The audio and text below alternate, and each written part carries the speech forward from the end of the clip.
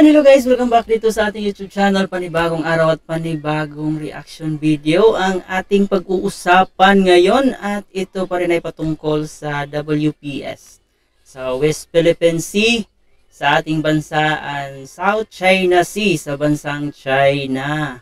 So ngayon ating bibigyan ng reaction itong in-upload ni Melbs Castle, no? So sa mga di pa nakapag-subscribe kay Melbs Castle guys, paki-subscribe yung kanyang channel na meron na siyang 250,000 subscribers. So, ayan, bibigyan natin ng reaction itong iyak. Nagpapanik na China. Kaya, ano to? Nagkakagulo na doon. Takot na takot. Baka paulan na ng USA missiles. So, ayan. So, talagang talaga mag-title nitong si Melbs Castle, no? Talagang nakakagulat. Pati ikaw magbasa guys, talagang magugulat ka. But anyway, bago natin simulan ang video na to, kung di pa kayo nakapag-subscribe sa ating channel, huwag kalimutan mag-subscribe and paki-like, share, comment na rin itong ating video para mas mapanood pa ito ng ating mga kababayan. So eto na, at i-play na natin itong video na may pamagat na iyak, nagpapanik na China, nagkakagulo na doon. So sana nga talaga, no, kasi talagang itong China guys, walang ginawang matino itong China, kung ano-ano na lang yung mga pinagagawa sa kanilang bansa, at talagang nang-aagaw pa ito ng mga teritoryo na hindi naman sa kanila. So ito na, bibigyan natin ng reaction. I-full screen lang natin ito.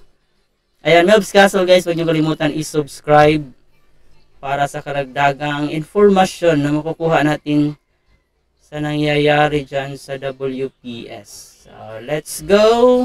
Utan na ang mga incheck. Tila kinakabahan ng sobra sa large-scale deployment ng ballistic missile ng US Army. Naku, bahag ng buntot nitong mga Chinese na to, no? So, ito na yung time natin na makaganti sa kanila. Mas kinakatakot pa ng China, nakapwesto na to sa iba't ibang parte ng Luzon at handa tong pasabugin anumang oras. Literal na isang maling galalaw ng China Coast Guard, talagang kakain mga Chinese ng missile. Talaga naman, no? Pero itong Chinese guys, itong China, di rin to basta-basta. Napaka-solid ng defense ng China guys. So parang tong China, parang hindi to nagkalayo sa defense ng US.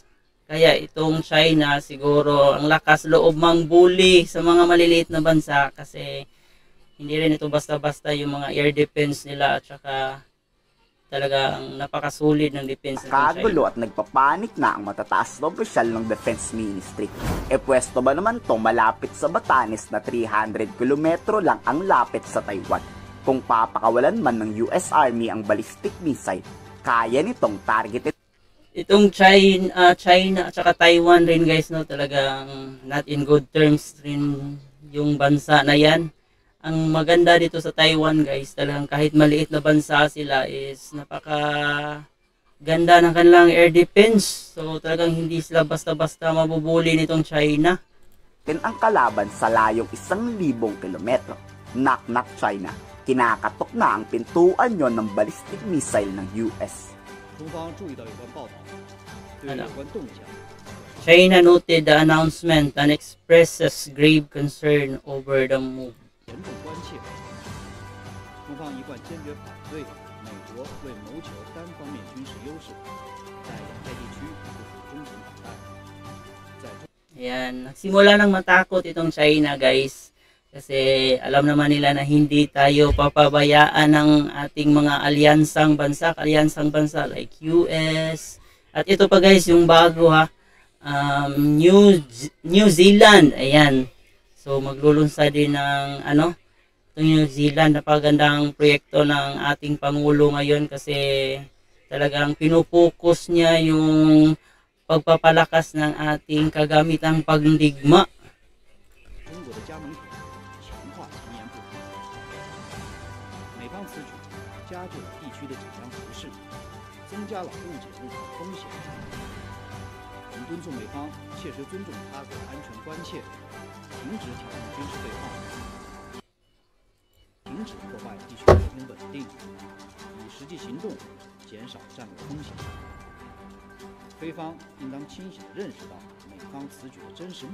the Philippines needs to see and be mindful of what the US is truly after and the consequence of going along with. So, wala tayo dyan. Kusa na yung ito yung moves na gusto ng ating presidente. Kasi pag China tayo guys, so parang lihado tayo dyan. Ngayon bumaliktad itong presidente. Kasi nung unang presidente guys, nung panahon ni former President Rodrigo Duterte, talaga namang itong Chinese na to, no? So napaka binibibi kasi ito ni former President Duterte nung kapanahunan niya, kaya ang lakas loob nitong baka isa yon sa mga naging agreement nila dati na may kukunin sila, lalong-lalo na dyan sa West Philippine Sea na yan. And ngayon umalma kasi lumipat itong presidente natin, di ba? Pumunta siya sa US, so kaya ito nagagalit ng mga Chinese na to.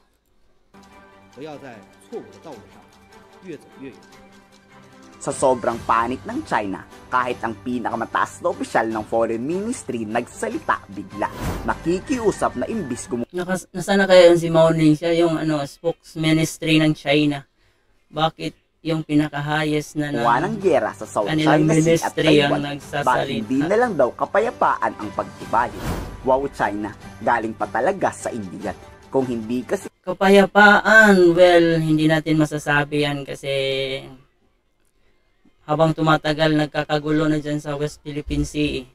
At saka yung China talaga yung nanguna dyan. Imagine niyo yung water supply natin, I mean boat supply natin, tinira nila ng water cannon. So wala na kapayapaan dyan. Kung aalis kayo dyan sa teritoryo namin, siguro may chance pa talagang magkaroon ng kapayapaan dyan. Kayo nang gugulo sa sariling naming teritoryo, di wala tayong problema. Ngayon nakahanap kayo ng katapat, pakiusap kayong nalalaman. 其他东盟国家一道，全面有效地落实 DOC， 加快推进石油系的磋商，将南海建设成为和平合作之海。 Dito muling iginit ng Chinese Foreign Ministry, ayaw raw nila ng gulo. Ang gera raw ay masama. Ang gusto kasi nila kunin yung WPS dyan. So may teritoryo silang kukunin dyan. May part dyan na sobrang talagang mapagkukunan nila ng oil. So ito yung gusto nilang kunin dyan. Kaya hindi sila titigil na hindi nila makuha yung teritoryo na yan. Pero wala sila kasi matalino yung presidente natin and hindi na isahan ang mga Chinese na to. Bakit hindi na lang daw to idaan sa maayos na usapan, di yung sa digma ang pamamaraan? Hirap paniwalaan sinungaling kasi ang mga Chinese na ito. Tapos partida ang nagsabi pa ng salitang yan ay yung taong bumatikos kay PBBM noong nakaraang buwan. Sabihin nga ng China kung paano natin sila paniniwalaan. Bumahag na yung buntot ng mga Chinese na to kasi ayan, nakikita na kasi nila na marami nang kumampi sa Pilipinas. So ang nangyayari dyan, sila na ngayon ang biktima at sila na ngayon yung parang kawawa dito na binubuli ko, no? So wala na tayo dyan. Sorry na lang kayo dyan. 坚决反对任何挑起和激化矛盾、损害他国战略安全和利益的做法。坚决反对在本地区搞封闭排他的小圈子。中方绝不接受有关国家在南海问题上针对中国的无端指责和恶意抹黑。南海仲裁案所做的裁决非法无效，中国不接受、不参与仲裁和披着法律外衣的政治操弄，都阻挡不了中国维护自身领土主权和海洋权益的坚定决心和意志，都将注定徒劳。中国将继续依据国内法和国际法，坚决捍卫自身的合法权利。我们奉劝相关国家认清事实，改弦更张，不要一错再错。 Parang noong nakaraan lang tapang-tapangan tong Chinese spokesperson. Tapos ngayon kala mo kung sinong bata na. Grabe ang kabaitan, Gulo gusto ng China, 'di ba? Ngayon yung gusto kasi nila ngayon, sila na yung pa-victim dito. Tayo na yung masama dyan, di ba? So, yun yung gustong ipalabas ng mga Chinese na yan. Napaka-manipulative talaga nitong mga China na to. So, ayaw nilang sumunod sa international law. Tapos ngayon, pag pinapalaga na natin at may mga kakampi na tayo, so, ayan, sila naman yung biktima dito. Talaga naman itong China, no? Ibinibigay to ng Pilipinas at US na duduwag na. Kayo sa tingin nyo, mauutuba ng China ang Pilipinas? I-komento sa baba ang yung salobin.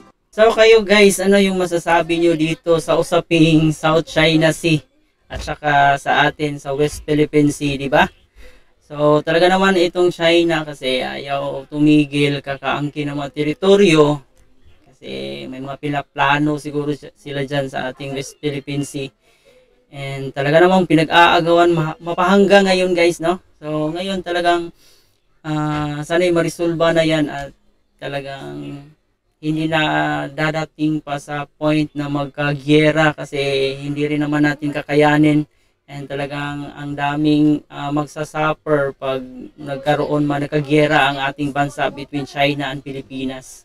So kayo guys, ano masasabi nyo dyan patungkol sa ating West Philippine Sea? So i-comment nyo sa baba guys sa ating comment section. And yun lang po guys, maraming salamat sa yung panonood, no? So sana'y nag-enjoy kayo dito sa ating reaction video. Kung hindi pa kayo nakapag-subscribe, please don't forget to subscribe to my channel. And of course, kay Melbs Castle, huwag kalimutan i-subscribe. So yun lang po guys, and thank you for watching.